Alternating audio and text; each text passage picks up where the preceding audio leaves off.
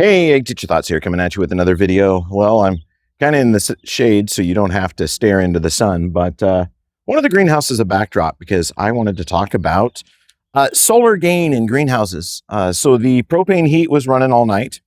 We did have a fairly warm night, in the 40s, I think, for the low. It didn't get down to the 30s last night, but I can feel even feeling the structure itself. It's not cold.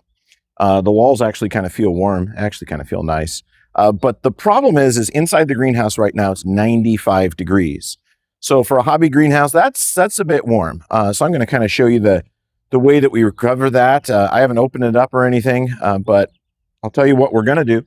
First thing we're going to do is we're going to go turn the heat off because I want the temperature in there to stop rising, even though I knew it's going to probably keep rising. It's just, if we turn that, sorry, I was distracted. I see a hummingbird already, and it's February.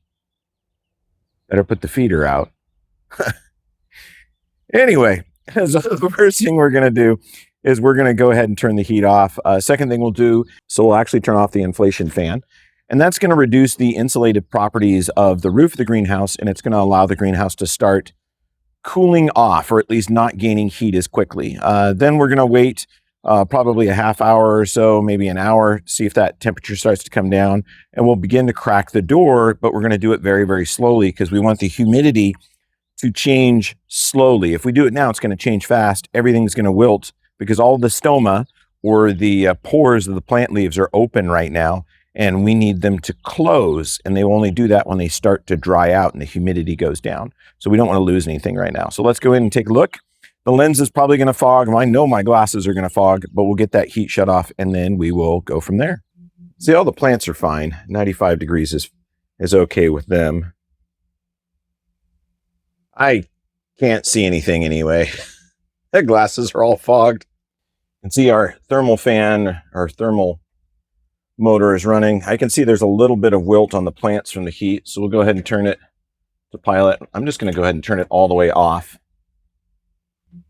Turn off my inflation fan, and I'm also going to unplug my lights. So I'm going to take care of any of that excess heat that's building up in here. Last thing I got is I've got a circulation fan below me that I realized wasn't running last night. So there was definitely a thermocline here in the greenhouse where it's, warmer up top and cooler down below. So I'm going to turn that on, and it'll circulate the humid air that's down below that's cooler with the warmer air up above, and that'll give us a chance to try to get a way for this to cool off a little bit slower. But we'll come back in a little bit. It's one of those things about a greenhouse is it lets the sunlight in and it warms it up. That's really how greenhouses work, but they can work against you. A cloud's coming over. That'll work. But with greenhouses, they can run away with their heat. This is by far just a comfortable temperature in a greenhouse. I have been in them when they are uncomfortable. Over 130 degrees in a summertime in a greenhouse would not be uncommon if you didn't have cooling systems actively working. When I was teaching up at Kendrick, before the school allowed me to have electricity in my greenhouse, which I didn't have for quite a while. Again, another one of those reasons why I decided to leave my position there is lack of utilities for my greenhouse, which are kind of necessary. But until they got that installed, which took them 3 years, there was no cooling fans in that greenhouse. A box fan was all I could get. Also, without the propane heat, I allowed solar gain in the spring to take over, and it would routinely get up to about 122 degrees. But I had to maintain those hot temperatures because I needed that heat to stay in the greenhouse overnight and keep the greenhouse from freezing because I didn't have propane for my propane heater. Yeah, it was a big mess.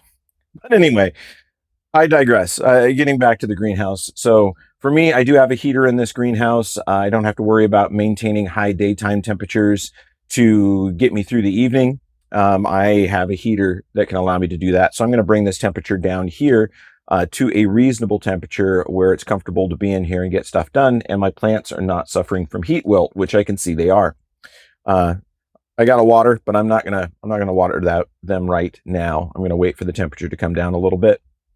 But anyway, I figured you'd be interested in seeing that. The temperature is going to spike just a little bit because I'm going to blow a fan towards, or turn a fan to blow towards the heater, which is going to gain some of that heat and mix it up more thoroughly in the greenhouse. So it'll go up a little bit.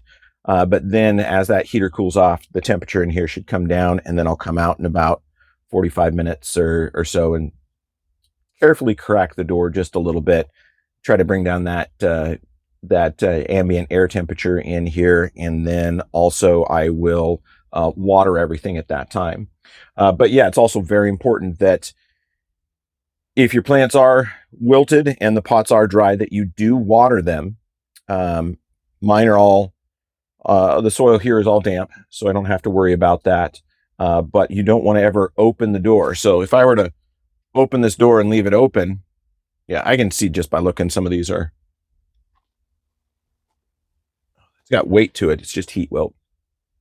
But if I open the door and I allow the hot air out and I cool the greenhouse down real quickly, all the pores in the leaves of the plant, the stoma that are open, are going to release all their water. The leaves are going to dry out and everything's going to look like dried lettuce. So we're going to do this cooling process slowly.